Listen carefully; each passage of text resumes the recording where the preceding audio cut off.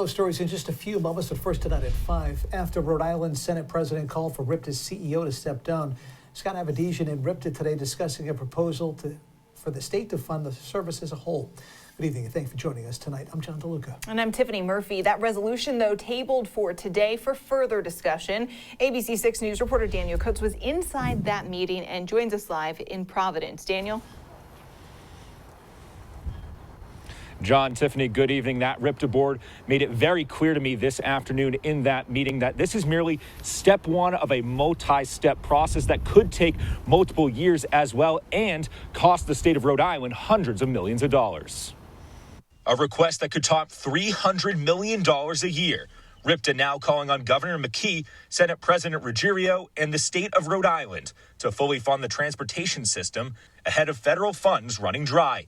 The resolution tabled until ripta's next meeting as language is being modified. And I think the more information we have, the better off we're going to be. So getting input for the next month from all of our board members will be really helpful. As explained by CEO Scott Avedisian, the resolution outlined a number of issues stemming from the pandemic, including a lack of buses and facilities, becoming more green-friendly, and plans to expand services across the state.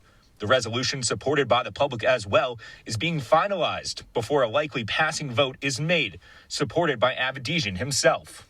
Well, I think we've always been very fortunate that we have a congressional delegation that's been very supportive. Making our best case to them by taking our time and crafting the right language is the best thing for this agency. Ruggiero last month requested Avedisian step down for, quote, unacceptable management gaffes, including a lack of drivers that impacted the transportation of students to school and regular disruptions in bus routes and schedules. I just think we need a transit professional in the state that really knows transit. While taxes would not increase for Rhode Islanders under the proposal, the $300 million requested would see that money coming in from other state initiatives and funds, what Avedisian says is much needed. Understanding that during the pandemic, we never cut service because we knew that transit-dependent Rhode Islanders were already facing enough and needed still to get places.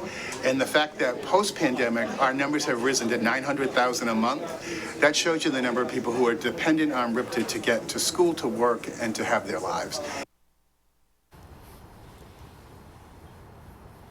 A vote by the board on that amended resolution is expected next month, so stick with ABC 6 on air and online for continued coverage. For now in Providence, I'm Daniel Coates, ABC 6 News. Daniel, thank you.